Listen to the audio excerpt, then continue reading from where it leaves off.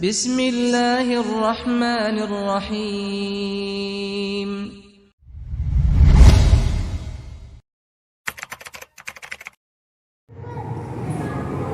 Bismillahirrahmanirrahim. Assalamualaikum warahmatullahi wabarakatuh.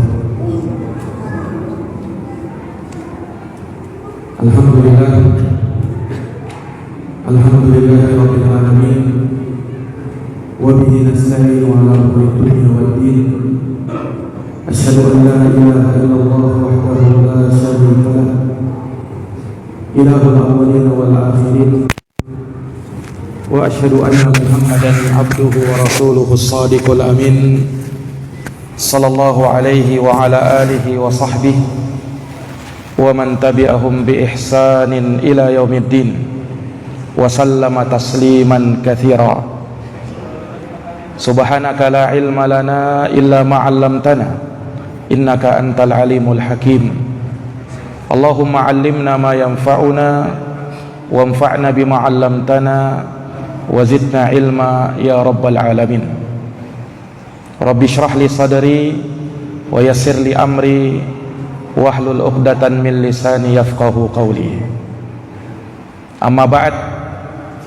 Ma'asyaral muslimin wal muslimat, hadirin wal hadirat, jamaah salat maghrib yang dirahmati dan dimuliakan oleh Allah. Alhamdulillahi bi ni'matihi tatimmus shalihat. Segala puji hanya bagi Allah yang dengan nikmat-nikmatnya tertunai segala amal-amal kebajikan. Salawat dan salam semoga terhatur limpahkan kepada junjungan kita Nabi Agung, Nabi besar Muhammad sallallahu alaihi wasallam, kepada keluarga dan para sahabat serta orang-orang yang senantiasa meniti jalannya sampai hari kiamat. Ma'asyaral muslimin, jamaah salat maghrib yang dimuliakan oleh Allah. Satu dari sekian nikmat Allah subhanahu wa ta'ala yang terbesar yang Allah berikan kepada umat ini adalah nikmat diturunkannya Al-Quran kepada mereka, yang menjadi pedoman kita, yang menjadi petunjuk bagi kita. Allah subhanahu wa ta'ala memuji dirinya di dalam Quran karena dia yang menurunkan kitab yang mulia ini. Alhamdulillahilladzi anzala ala abdihil kitaba wa lam yaj'al lahu iwaja.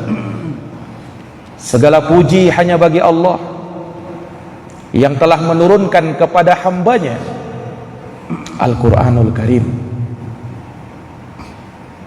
Dan Allah tidak menjadikan Quran itu bengkok, tapi dia lurus, menunjuki manusia kepada as-sirat al-mustaqim, jalan yang lurus. Maka yang berpegang teguh dengannya, yang mengamalkannya, yang mendakwahkannya, maka pasti dia akan berada di atas petunjuk dari Allah subhanahu wa ta'ala. Quran sebagai pedoman hidup kita, Quran sebagai syifa, obat penawar bagi hati kita. Siapa yang dirundung kesedihan, kesusahan, gundah gulana, baca Quran itu. Karena Quran disebutkan dalam Quran syifaun lima fis sudur, sebagai penyembuh dia terhadap apa yang ada di dalam dada. Maka Quran perlu kita baca, Quran perlu kita tadabburi. Dzikir yang paling utama adalah qiraatul Quran, membaca Al-Quran. Hebatnya Quran ini, satu huruf dibaca Allah subhanahu wa ta'ala berikan satu pahala, dan Allah lipat gandakan menjadi 10 pahala, bahkan 700 kali lipat.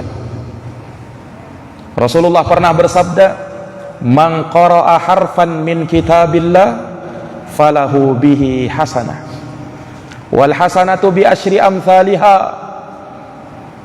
Barang siapa yang membaca satu huruf saja dalam Quran, maka baginya 10 kebaikan. Maka baginya satu kebaikan yang Allah lipatkan menjadi 10 kebaikan. La aqulu alif lam mim harf, walakin alifun harf, walamun harf, wa mimun harf. Aku tidak berkata, kata Nabi, alif lam itu satu, alif lam mim itu satu huruf, tapi alifnya satu huruf, lamnya satu huruf, mimnya satu huruf. Jadi orang baca alif lam mim saja sudah mendapatkan 30 pahala kebaikan. Ini para jamaah sekalian yang dirahmati oleh Allah. Nah, Quran ini semakin besar pahalanya kalau kita baca, kemudian kita tadabburi maknanya, kita resapi kandungannya. Dan itulah tujuan Allah Subhanahu wa taala menurunkan Quran ini, untuk kita tadabburi, untuk kita gali kandungan maknanya, untuk kita resapi. Makanya Allah berfirman, "Kitabun anzalnahu ilaika mubarakun liyadabbaru ayatihi wa liyatadakkara ulul albab." Al-Quran yang kami turunkan kepadamu wahai Muhammad penuh dengan berkah. Untuk apa? Liyadabbaru ayatihi, agar mereka mentadabburi ayat-ayat, wa liyatadakkara ulul albab, dan bisa menjadi pelajaran dan peringatan bagi orang-orang yang berakal. Makanya hanya orang-orang yang terkunci hatinya, yang ketika mendengarkan ayat-ayat Quran kemudian ia tidak tersentuh, kemudian tidak bertambah imannya. Quran kalau dibacakan mesti menambah iman. Itulah cirinya orang-orang yang beriman. Idza tuliyat alaihim ayatuhu zadathum imana.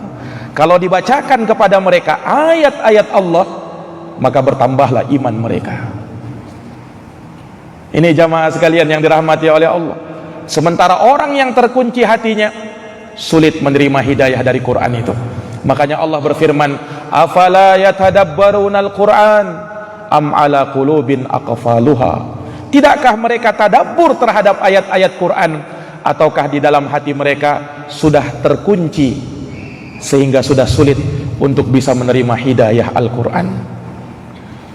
Dalam ayat yang lain Allah berfirman, "Afala yatadabbarunal Qur'an walau kana min indi ghairillah lawajadu fihi ikhtilafan katsira." Tidakkah mereka tadabbur terhadap ayat-ayat Quran? Andaikan Quran itu turun dari selain Allah, niscaya mereka akan mendapati di dalamnya perselisihan yang sangat banyak. Jamaah yang dirahmati dan dimuliakan oleh Allah, di kesempatan maghrib ini marilah kita sejenak merenungi satu surat di dalam Quran. Surat yang terbilang ringkas dan pendek, hanya terdiri dari 3 ayat. Sering kita jadikan andalan untuk membacanya dalam sholat. Surat Al-Kautsar, ringkas, pendek. Inna a'tainakal kautsar fasalli li rabbika wanhar inna syani'aka huwal abtar. Para jamaah yang dirahmati dan dimuliakan oleh Allah, ini surat sekalipun ringkas dia, pendek dia, sudah kita hafalkan bersama. Tapi ingat, Syekhul Islam rahimahullah pernah berkata tentang surat ini, Suratul Kautsar ma ajallaha min surah wa ma aghrazaha min fawaidiha ma ikhtisariha. Kata beliau, surat Al-Kautsar, betapa mulianya surat ini dan betapa banyaknya kandungan faidah dan keluasan makna yang ada di dalamnya, padahal suratnya surat yang ringkas. Surat Al-Kautsar, saya yakin masjid ini dinamakan Masjid Al-Kautsar karena mengambil dari surat ini. Ada surat dalam Quran namanya surat Al-Kautsar. Para jamaah yang dirahmati dan dimuliakan oleh Allah Subhanahu wa taala, kandungan global dari surat ini menjelaskan kepada kita tentang nikmat Allah Subhanahu wa taala yang Allah berikan kepada nabinya. Allah berikan kenikmatan yang sangat banyak, kenikmatan yang sangat besar. Kemudian setelah Allah sebutkan nikmat, Allah Subhanahu wa taala sebutkan keharusan setelah orang dapat nikmat, yaitu beribadah kepada Allah Subhanahu wa taala. Dan disebutkan dari contoh ibadah, ibadah salat dan berkurban. Setelahnya Allah tutup dengan menyebutkan bahwa orang-orang yang membenci Nabi Muhammad sallallahu alaihi wasallam, orang-orang yang memusuhi beliau, membenci syariat beliau, tuntunan beliau, maka orang yang seperti ini akan terputus, tidak mendapatkan berkah dari Allah Subhanahu wa taala di dunia dan di akhirat. Ini global makna dari surat yang agung ini. Para jamaah yang dirahmati dan dimuliakan oleh Allah Subhanahu wa taala, maka Allah Subhanahu wa taala memulai di awal ayat, yang mana ayat pertama ini menjadi nama bagi surat yang agung ini, surat Al-Kautsar. Kenapa dinamakan surat Al-Kautsar? Karena ayat pertamanya disebut dengan Al-Kautsar. Inna a'tainakal kautsar. Maka disebut surat ini surat Al-Kautsar. Para jamaah yang dirahmati oleh Allah, inna, sesungguhnya kami, a'tainaka, memberikan kepadamu Al-Kautsar. Inna, sesungguhnya kami di sini Allah Subhanahu wa taala, sesungguhnya Allah memberikan kepadamu wahai Muhammad Al-Kautsar. Jamaah yang dirahmati oleh Allah, Allah itu kan Maha Esa, tunggal Dia, sendiri Dia, tidak berbilang. Tapi dalam ayat ini disebut inna. Kalau inna, bacaannya inna, artinya sesungguhnya kami. Kalau inni, sesungguhnya saya. Innaka, sesungguhnya kamu. Kalau inna, sesungguhnya kamu.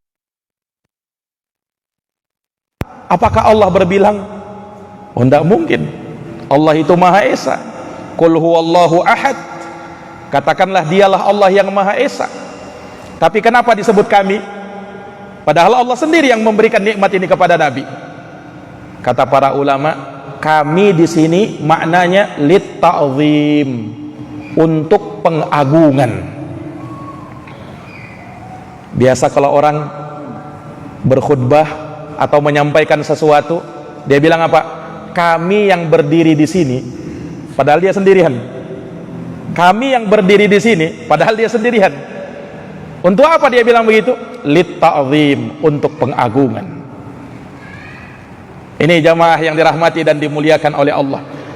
Jadi ketika disebut inna, sesungguhnya kami, yaitu Allah Subhanahu wa taala, dan Allah adalah zat yang maha agung. Allah Subhanahu wa taala zat yang maha besar. Dari kalimat ini Allah Subhanahu wa taala ingatkan kepada kita keagungan dan kebesaran Allah. Inna a'tainakal kautsar, sesungguhnya kami memberikan kepadamu wahai Muhammad Al-Kautsar. Jamaah yang dirahmati dan dimuliakan oleh Allah, ini nikmat yang sangat besar yang Allah Subhanahu wa taala berikan kepada Nabi Muhammad sallallahu alaihi wasallam. Ini surat disebutkan sabab urutnya, sebab kenapa diucapkan, sabab nuzulnya, kenapa turun ini surat.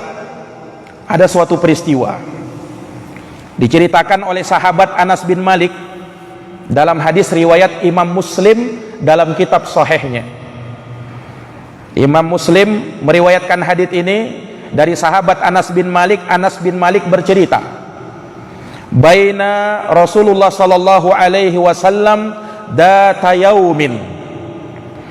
Ketika Rasulullah sallallahu alaihi wasallam di suatu hari baina azhurina, berada di tengah-tengah kami, idz aghfa ighfa'atan, tiba-tiba Nabi tertidur.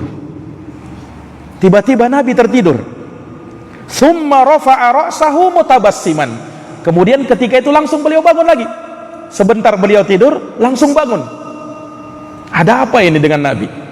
Ternyata beliau menerima wahyu Allah Subhanahu wa taala. Dan di situ Nabi tersenyum.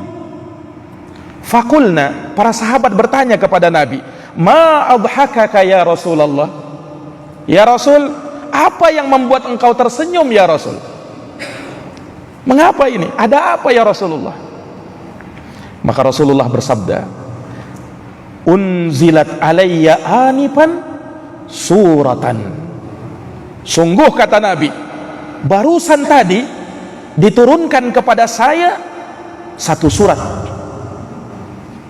Ringkas dia, tapi agung dia.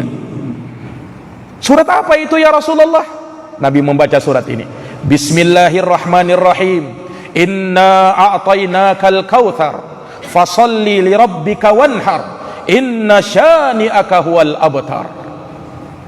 Nabi baca surat ini. Kemudian Nabi tanya kepada sahabat, atadaruna mal kautsar? Wahai sahabatku, tahu enggak kalian apa itu kautsar? Tahu enggak kalian apa itu kautsar? Faqulna Allahu wa rasuluhu a'lam.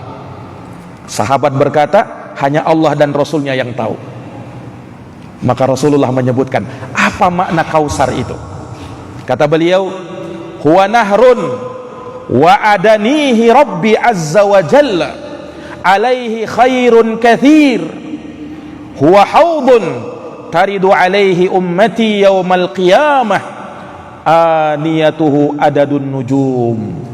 Kata Nabi, sesungguhnya Al-Kautsar itu adalah sungai di surga yang Allah janjikan kepada diriku, yang Allah akan berikan kepadaku. Di dalamnya terdapat kebaikan yang sangat banyak. Dia juga merupakan telaga yang akan didatangi oleh umatku pada hari kiamat. Bejadanya sebanyak bintang-bintang yang ada di atas langit. Ini jamaah sekalian yang dirahmati dan dimuliakan oleh Allah. Ini hadis sekaligus tafsir dari makna Al-Kautsar itu sendiri. Jadi Al-Kautsar kalau kita lihat dalam terjemahan Quran, maknanya kebaikan yang sangat banyak. Padahal dia punya makna yang lebih lagi. Kebaikan yang banyak itu apa? Maksudnya sungai yang ada di surga. Maksudnya telaga yang diberikan kepada Rasulullah SAW nanti pada hari kiamat. Di dalamnya terdapat kebaikan yang sangat banyak, dan nanti kita akan sebutkan bagaimana sifat Al-Kautsar itu. Para jamaah yang dirahmati dan dimuliakan oleh Allah Subhanahu wa taala, Rasulullah sallallahu alaihi wasallam ketika menyebutkan tentang sungai surga ini, telaga yang nanti ada di hari kiamat, Rasul menyebutkan fayukhtalajul abdu minhum, ada seorang hamba dari kalangan umatku yang dia terhalangi dari meminum di telaga itu nanti di padang mahsyar. Dia terhalangi dari meminum telaga itu. Fa aqulu rabbi innahu min ummati, maka aku pun berkata, kata Nabi SAW, wahai Tuhanku, dia itu dari umatku, kenapa harus diusir?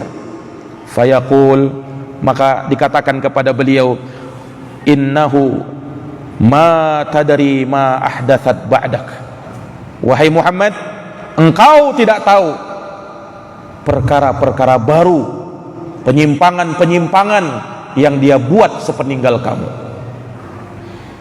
Jadi ada orang yang terhalangi dari meminum dari telaga Nabi SAW nanti pada hari kiamat, tepatnya di padang mahsyar. Nah, jamaah yang dirahmati dan dimuliakan oleh Allah, jadi Al-Kautsar ini ditafsirkan oleh para ulama dengan beberapa penafsiran tadi. Kalau para ulama ahli tafsir bahkan menyebutkan ada belasan penafsiran. Dari penafsiran itu 3 yang paling kuat. Yang pertama, Al-Kautsar itu maknanya al-khairul katsir, kebaikan yang sangat banyak. Yang kedua, Al-Kautsar itu juga bisa bermakna an-nahru fil jannah, sungai yang ada di dalam surga. Dan yang ketiga, Al-Kautsar juga bisa bermakna telaga, al-haud, telaga Rasulullah sallallahu alaihi wasallam yang ada di padang mahsyar. Dan ini tidak bertentangan satu dengan yang lainnya.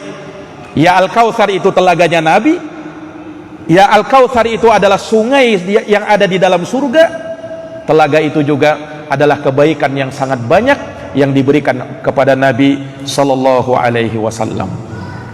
Para jamaah yang dirahmati dan dimuliakan oleh Allah, Nabi sallallahu alaihi wasallam sebutkan bagaimana ciri telaga beliau itu dan bagaimana sifat sungai surga yang diberikan kepada Nabi sallallahu alaihi wasallam. Kata Rasulullah dalam hadis yang sahih, utitu atau ataitu ala nahrin hafatahu kibabul lu'lu' al-mujawwaf. Aku pernah mendatangi, ini dalam peristiwa Isra dan Mi'rajnya Nabi, aku pernah mendatangi sungai, kata Rasulullah. Sungai itu betul-betul luar biasa. Bayangkan, tepinya sungai itu terbuat dari kubah dari mutiara yang berongga, kata Nabi sallallahu alaihi wasallam. Maka aku pun bertanya kepada Jibril, ya Jibril, ma hadza? Wahai Jibril, apa sungai apa ini namanya? Maka Jibril berkata, hadza nahrul kautsar. Wahai Muhammad, itulah sungai Al-Kautsar yang akan nanti diberikan kepada dirimu. Dua tepinya itu terbuat dari mutiara yang berongga. Ini para jamaah yang dirahmati dan dimuliakan oleh Allah. Kemudian dalam sebagian hadis disebutkan, ma'uhu asyaddu bayadun minal laban. Airnya lebih putih daripada susu. Dalam satu riwayat, lebih putih daripada salju. Tidak bisa dibayangkan bagaimana putihnya itu, airnya itu. Wa ahla minal asal, lebih manis daripada madu rasanya, lebih manis daripada madu. Wa raihatuhu atyabu minal misk, aromanya lebih wangi dari minyak kasturi yang paling harum yang ada di dunia ini. Ini sungai Al-Kautsar. Tinuhu miskun adfar, pasirnya itu di bawahnya sungai itu terbuat dari minyak adfar yang memunculkan aroma yang sangat wangi dan sangat lembut. Ini disebutkan dalam hadits yang sahih. Sementara telaga disebutkan juga oleh Nabi sallallahu alaihi wasallam, zawayahu arbaun mutasawiyah. Panjang dan lebarnya itu telaganya Nabi SAW itu sama, dalam pengertian persegi 4 dia. Itu telaganya Nabi. Tuluhu syahrun wa arduhu syahrun. Panjangnya telaga Nabi itu perjalanan 1 bulan. Lebarnya juga perjalanan 1 bulan. Menunjukkan betapa luasnya itu. Aniyatuhu adadun nujumis sama. Kemudian bejana-bejananya jangan khawatir, tidak perlu ngantri orang untuk minum.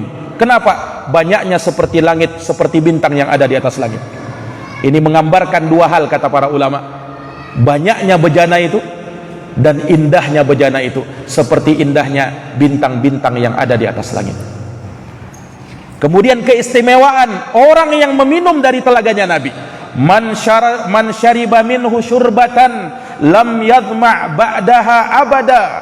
Siapa yang meminum dari telagaku 1 kali teguk saja, maka dia tidak akan pernah kehausan buat selama-lamanya.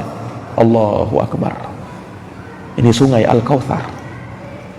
Ini telaganya Nabi sallallahu alaihi wasallam, diberikan kepada Rasulullah SAW, dan umat beliau akan meminum dari telaga-telaga itu. Tapi ingat jamaah sekalian, ternyata ada orang-orang yang terhalangi, tidak bisa meminum dari telaga itu, terusir dari telaga itu. ketika dikatakan kepada beliau, ketika Nabi SAW mengatakan ummati, ummati, itu umatku ya Allah, itu umatku, kenapa diusir? Innaka la tadri ma ahdatsu ba'dak, wahai Muhammad, kau tidak tahu kesesatan, penyimpangan yang dia buat di dalam agamamu. Inilah yang menghalangi seseorang dari meminum di atas telaga, dari telaganya Rasulullah SAW. Maka kalau kita ingin meminum telaganya Nabi, syaratnya ada, pegang teguh Quran dan sunnah Nabi Sallallahu Alaihi Wasallam. Jadikan Quran dan sunnah sebagai pedoman hidup kita dalam beragama. Taraktu fikum syai'ain ma in tamassaktum bihima lan tadillu abada, kitaballahi wa sunnati. Ada dua hal kata Nabi, aku tinggalkan untuk kalian, pegang baik-baik dia. Kalau kalian pegang, aku jamin kalian tidak akan sesat selama-lamanya. Apa itu? Al-Quran dan sunnahku, kata beliau. Ini para jamaah sekalian, maka orang yang menyimpang dalam agama ini ketika jauh dari Quran dan sunnah Nabi, maka dia akan menyimpang. Nah, selama orang berpegang teguh kepada Quran, kepada hadis Nabi, maka dijamin tidak akan menyimpang dia. Ini para jamaah yang dirahmati dan dimuliakan oleh Allah. Kemudian juga kata para ulama, supaya kita bisa meminum telaganya Nabi Sallallahu Alaihi Wasallam, maka hiasi diri dengan kesabaran. Hiasi diri dengan kesabaran. Sabar dalam menjalankan perintah Allah, sabar dalam menjauhi larangan-larangan Allah, sabar ketika menerima ujian dan cobaan dari Allah. Makanya Allah berfirman, atau Rasulullah SAW bersabda, satajiduna ba'di atharatan syariratan fasbiru hatta talqallaha wa rasulahu alal haud. Hadis riwayat Muslim. Kata Nabi SAW, kelak sepeninggal saya, kalian akan mendapati atharatan syarirah. Ini fitnah-fitnah yang sangat luar biasa melanda dan menimpa umat ini. Maka pesannya Nabi, fasbiru, bersabarlah kalian sampai kalian berjumpa dengan Allah Subhanahu wa taala dan Rasulnya di telagaku, kata Rasulullah SAW. Ini menunjukkan bahwa dengan kesabaran maka seseorang dapat meminum dari telaganya Rasulullah Sallallahu Alaihi Wasallam, Al-Kautsar itu. Kemudian apalagi di antara amalan yang bisa membuat kita meminum dari telaganya Nabi, meminum dari sungai Al-Kautsar, senantiasa kita jaga wudu kita. Menjaga wudu, Pak. Orang yang berwudu bukan untuk bermaksiat tentunya, pasti untuk beribadah kepada Allah. Tidak ada orang yang berwudu mau minum khamar, mau beribadah kepada Allah. Makanya disuruh jaga wudu. La yuhafidh 'alal wudu illal mu'min, kata Nabi. Tidak ada yang menjaga wudu kecuali orang yang beriman. Disebutkan dalam hadis keutamaan orang yang berwudu ini dan senantiasa menjaga wudunya. Inna ummati, sesungguhnya umatku, yaumal qiyamah, nanti pada hari kiamat, yuda'auna ghurran muhajjalina min atharil wudu. Kelak mereka dipanggil nanti dalam keadaan ada bekas-bekas cahaya di wajah mereka, di tangan mereka, dan di kaki mereka. Kenapa bisa bercahaya? Min atharil wudu, karena sebab mereka selalu menjaga wudu mereka. Maka Rasulullah mengenal mereka dengan itu, dan Rasulullah Sallallahu Alaihi Wasallam akan persilahkan mereka minum dari telaga beliau. Ini jamaah yang dirahmati dan dimuliakan oleh Allah Subhanahu wa taala. Inna a'tainakal kautsar, sesungguhnya kami memberikan kepadamu wahai Muhammad Al-Kautsar. Sudah kita jelaskan apa makna Al-Kautsar tadi.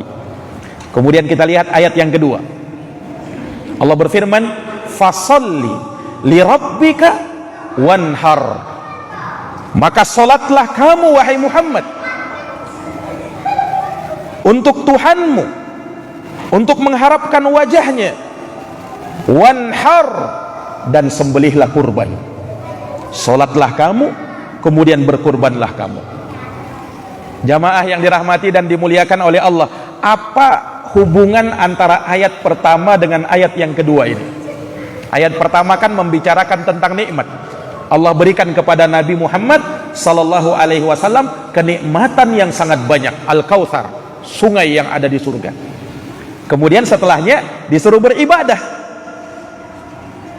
Ini memberikan faidah kepada kita, memberikan pelajaran kepada kita bahwa nikmat menuntut adanya kesyukuran. Dan kesyukuran yang paling besar adalah manakala kita menegakkan peribadatan kepada Allah Subhanahu wa taala. Ini jamaah yang dirahmati oleh Allah. Makanya setelahnya disuruh beribadah. Kenapa? Kamu sudah dapat nikmat. Keharusan kamu dapat nikmat, syukuri nikmat itu. La in syakartum la azidannakum.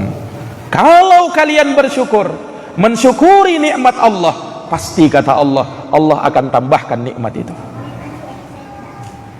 Dan yang namanya syukur bukan hanya sekedar mengucap alhamdulillah ketika dapat nikmat. Bukan sekedar itu. Itu baru mengucap tahmid namanya. Tapi yang namanya syukur kepada Allah harus dalam bentuk ibadah. Kalau sekedar dapat nikmat, saya bersyukur kepada Allah, alhamdulillah dapat nikmat. Ketika azan berkumandang Allahu Akbar, Allahu Akbar, tidak mau dia datang ke masjid. Ini syukur yang bagaimana ini? Kalau kamu betul syukurnya kamu, maka pasti kamu beribadah kepada Allah berdasarkan ayat ini. Setelah datang nikmat, harusnya beribadah. Fasolli, tegakkan solat karena Tuhanmu, wanhar, dan sembelihlah kurban. Rasulullah Shallallahu Alaihi Wasallam beribadah kepada Allah, solat, rukuk dan sujud sampai apa? Tatafattara qadamah, lutut-lututnya Nabi itu bengkak-bengkak karena terlalu sering rukuk dan sujud kepada Allah. Sayyidah Aisyah sampai tanya kepada Nabi, ya Rasulullah, ma baluka ya Rasulullah, ada apa dengan anda ini ya Rasulullah? Alaysa qad ghafarallahu laka ma taqaddama min dambika wa ma ta'akhar? Bukankah Allah sudah mengampuni dosa-dosa kamu yang telah lalu dan yang akan datang? Kau sudah dijamin ya Rasul, mengapa ibadahmu hebat begitu? Pertanyaan Sayyidah Aisyah radhiyallahu anha kepada Nabi. Kenapa ya Rasul? Apa jawabnya Rasul, Pak? Ya Aisyah, afala akunu abdan syakura. Wahai Aisyah, aku ini ingin menjadi hamba yang bersyukur kepada Allah. Subhanallah. Jadi Nabi beribadah landasannya memang karena syukurnya kepada Allah Subhanahu wa taala. Jamaah yang dirahmati dan dimuliakan oleh Allah. Makanya di dalam ayat yang kedua ini Allah perintahkan Nabi untuk sholat. Karena Nabi sudah diberikan nikmat. Fasolli, tegakkan sholat wahai Muhammad. Karena Tuhanmu, wanhar, dan kurbanlah, berkurbanlah. Kenapa disebutkan dua ibadah ini? Padahal kan ibadah itu kan banyak. Kita beribadah itu banyak bentuknya. Tapi kenapa disebut sholat dan berkurban? Kata ulama, karena sholat ibadah badan yang paling utama, berkurban ibadah harta yang paling utama. Ini jamaah yang dirahmati dan dimuliakan oleh Allah. Makanya sering digandengkan dua ayat ini, dua ibadah ini, sholat dan berkurban. Di antaranya juga yang sering kita baca, inna sholati wa nusuki wa mahyaya wa mamati lillahi rabbil alamin. Sesungguhnya salatku, kemudian apa? Wa nusuki, nusuk saya. Nusuk di sini ditafsirkan para ulama, dzabhi, sembelihan saya, kurbannya saya. Lagi-lagi digandengkan antara salat dengan kurban. Sesungguhnya salat saya, kurbannya saya, hidup dan mati saya lillahi rabbil alamin, hanya untuk Allah Rabb semesta alam, la syarikalah, tidak ada sekutu baginya. Ini para jamaah yang dirahmati dan dimuliakan oleh Allah. Taib. Kemudian perhatikan, Allah perintahkan kita salat li rabbik, karena Tuhanmu wahai Muhammad. Ini menggambarkan harusnya ikhlas di dalam salat dan di dalam berkurban. Ikhlaskan dia karena Allah. Karena ada orang itu nanti mau beribadah ketika ada maunya, baru dia beribadah. Sudah dapat, tidak sholat lagi dia. Ini anehnya sebagian orang. Ketika misalnya dia dirundung masalah, oh rajin sholat. Belum dapat pekerjaan, oh rajin sholat. Pas dapat pekerjaan, hari itu juga berhenti sholat. Kenapa? Sudah dapat. Subhanallah. Kita beribadah, kita sholat itu bukan karena sesuatu, lillah karena Allah subhanahu wa ta'ala. Ini para jamaah yang dirahmati oleh Allah. Betul kita beribadah untuk mengharapkan pahala di sisi Allah, untuk mengharapkan kebaikan di sisi Allah, surga Allah, dijauhkan dari neraka, bukan karena dunia. Ada sebagian orang nanti beribadah karena ada maunya, kepengen dunia. Pas sudah didapat, di saat itu juga dia tinggalkan sholat. Ini berarti bukan li rabbik, ini bukan karena Tuhan, karena Tuhan, karena Allah subhanahu wa ta'ala. Wanhar, sembelihan kurban juga begitu, tuluskan karena Allah, bukan ingin pamer, bukan supaya mau dibilang, bukan supaya apa kata orang. Apa kata Allah dalam Quran? La yanalallaha luhumuha wala dima'uha walakin yanaluhu taqwa minkum. Yang sampai kepada Allah bukan daging-dagingnya, bukan pula darah-darahnya yang dialirkan, akan tetapi yang sampai kepada Allah adalah ketakwaan kalian kepadanya. Itu yang sampai. Maka jangan sampai kita berkurban karena mengharapkan ini dan itu, jangan. Tapi lillahi ta'ala. Ada orang Pak berkurban terus dia tiap tahun berkurban. Suatu hari mungkin lagi sulit ekonominya, mungkin akhirnya dia tidak berkurban. Tapi dia mau paksakan berkurban, bagus, dia paksakan untuk bisa berkurban. Ditanya, kenapa? Kan lagi sulit ini. Saya ini sudah biasa berkurban, kalau saya tidak kurban, apa kata orang? Berarti selama ini dia berkurban mengharapkan apa? Apa kata orang? Nah, ini salah kalau niatnya begini nih. Nah, lillahi ta'ala, hanya mengharapkan wajah Allah subhanahu wa ta'ala, jangan mengharapkan yang lainnya. Ini diuji keimanan kita Pak, ketulusan kita, keikhlasan kita. Apa yang kita harapkan dari kurban kita itu. Tidak lama lagi kita berkurban insyaallah.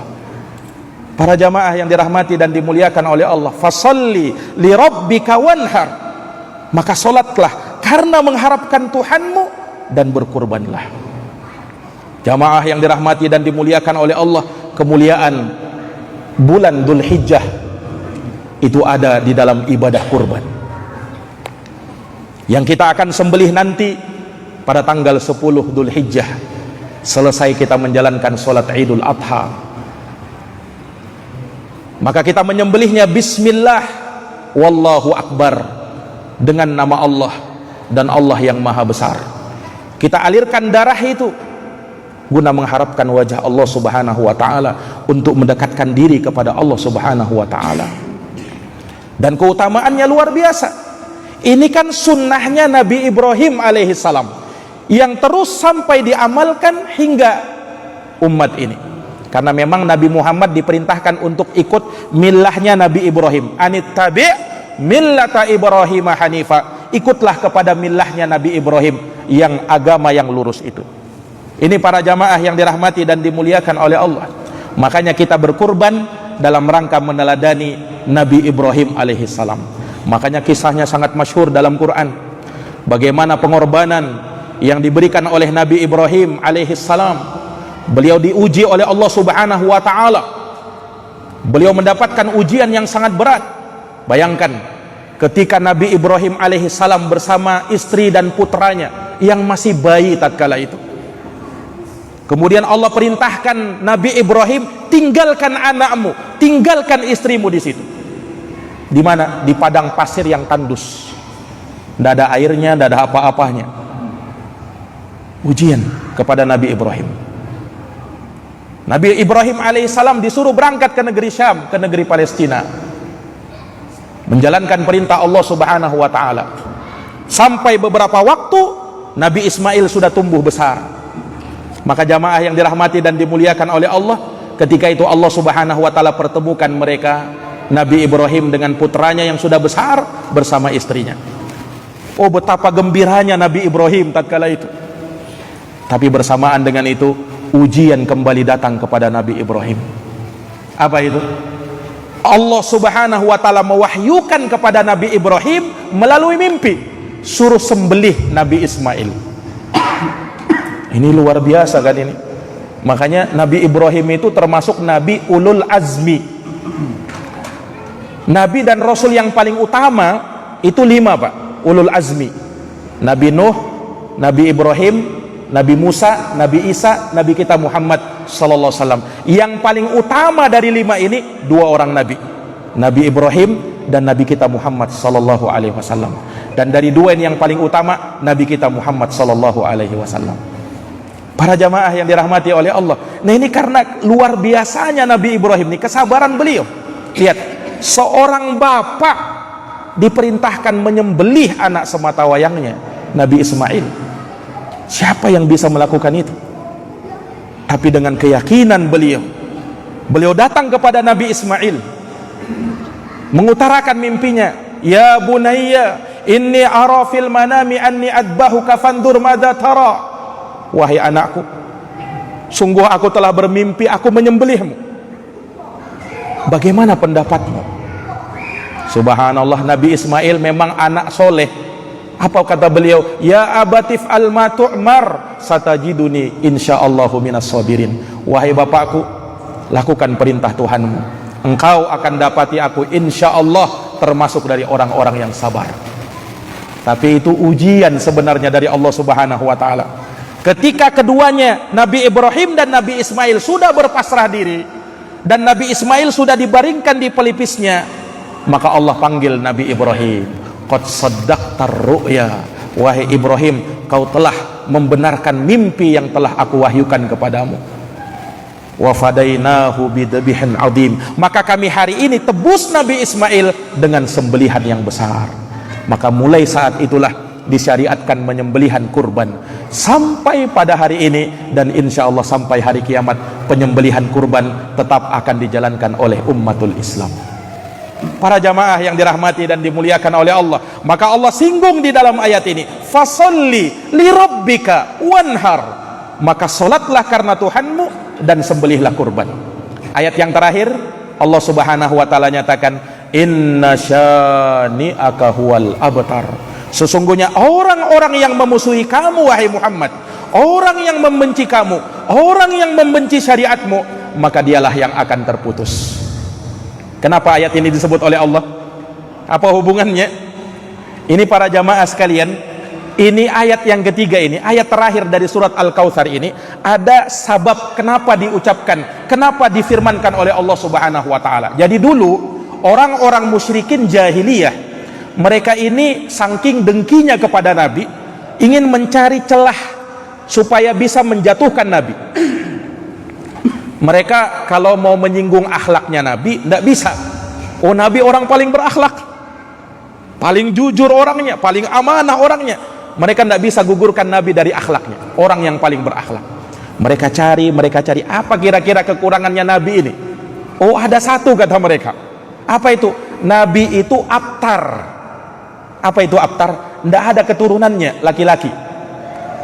Nabi kan keturunannya apa? Perempuan semua. Putri Nabi 4 orang, Fatimah, Zainab, ya, Ummu Kulthum. Putrinya Nabi SAW 4 orang, dan semuanya perempuan. Yang laki-laki meninggal dunia. Abdullah, Al-Qasim, dan Ibrahim meninggal dunia ketika masih kecil. Jadi kata mereka, Nabi itu abtar, tidak ada keturunan laki-lakinya. Sehingga disebutkan oleh Al-As bin Wa'il, ini salah seorang musyrik di zaman itu. Kata Al-As bin Wa'il, ketika Nabi Muhammad dibicarakan, oh bahaya ini Nabi Muhammad ini, bagaimana agama nenek moyang kita kalau Muhammad ini terus menyuarakan Islam, kata mereka. Apa kata si Al-As bin Wa'il ini? Kata dia, da'uhu, tinggalkan Muhammad itu, tidak usah kalian bicarakan, tidak usah urusi dia. Kenapa? Dia itu abtar, tidak ada keturunan laki-lakinya. Kalau dia sudah mati, kata dia, maka dia tidak akan bisa meneruskan ajarannya. Kata siapa? Kata si Al-As bin Wa'il, dia itu abtar. Subhanallah. Maka karena ucapan si musyrik ini, Allah turunkan ayat ini, inna syani'aka, sesungguhnya orang yang membenci kamu, orang yang mengolok-olok kamu, orang yang menghinakan kamu, dialah yang abtar, dialah yang akan terputus. Abtar itu terputus. Subhanallah, Allah buktikan pada hari ini Nabi kita Muhammad SAW terus harum nama beliau. Betul beliau tidak ada keturunan laki-lakinya, tapi terus dilanjutkan agamanya, syariatnya sampai hari ini. Namanya harum kan? Nabi Muhammad SAW. Sementara yang menghina Nabi tadi, Al-As bin Wa'il, siapa dia? Mungkin baru sekarang kita dengar namanya, ya kan? Al-As bin Wa'il, siapa itu? Nah, dia yang bilang Nabi itu abtar, terputus. Dia yang bilang abtar terputus, justru dia yang terputus. Subhanallah. Inna syani'aka huwal abtar, sesungguhnya orang yang membenci kamu, maka dialah yang akan terputus. Para jamaah yang dirahmati dan dimuliakan oleh Allah, kata para ulama, ini ayat memberikan pelajaran kepada kita bahwa orang yang berada di atas jalannya Rasulullah SAW, orang yang berada di atas tuntunannya Nabi SAW, berada di atas sunnahnya Nabi SAW, maka pasti ujian dan cobaan akan menghampiri dia. Sebagaimana Nabi SAW diuji oleh Allah, diolok-olok oleh orang-orang musyrikin, dikatakan abtar, dikatakan majnun, dikatakan ini dan itu, tapi Nabi SAW tetap tegar. Maka demikianlah orang yang berada di atas jalannya Rasulullah, ujian dan cobaan akan menghampiri. Tapi ingat, ketika dia mampu bersabar, ketika dia mampu tetap teguh di atas Quran dan sunnah jalannya Rasulullah, maka Al-Kautsar akan menanti dia. Dia akan meminum dari telaga Rasulullah SAW, dia akan meminum dari sungai yang ada di dalam surga miliknya Rasulullah SAW. Para jamaah yang dirahmati dan dimuliakan oleh Allah, maka ini tafsir tadabbur ringkas dari surat Al-Kautsar ini. Semoga apa yang kita dengarkan, apa yang kita pelajari, apa yang kita tadabburi dari surat yang mulia ini memberikan pelajaran ilmu yang bermanfaat bagi kita, dan semoga kita bisa mengamalkannya. Dan kita berharap kepada Allah Subhanahu wa taala, semoga Allah kelak masukkan kita ke dalam surganya dan bisa meminum dari telaga Al-Kautsar, sungai Al-Kautsar. Dan semoga Allah Subhanahu wa taala memberikan taufik kepada kita, hidayah kepada kita untuk bisa istiqomah sampai ajal menjemput kita. Amin ya rabbal alamin. Jazakumullahu khairan atas perhatiannya. Mohon maaf atas segala kekurangannya. Hadanallahu wa iyyakum ajma'in. Subhanakallahumma wa bihamdika asyhadu an la ilaha illa anta astaghfiruka wa atubu ilaik. Subhana rabbika rabbil izzati amma yasifun wa salamun alal mursalin walhamdulillahi rabbil alamin. Wassalamu alaikum warahmatullahi wabarakatuh.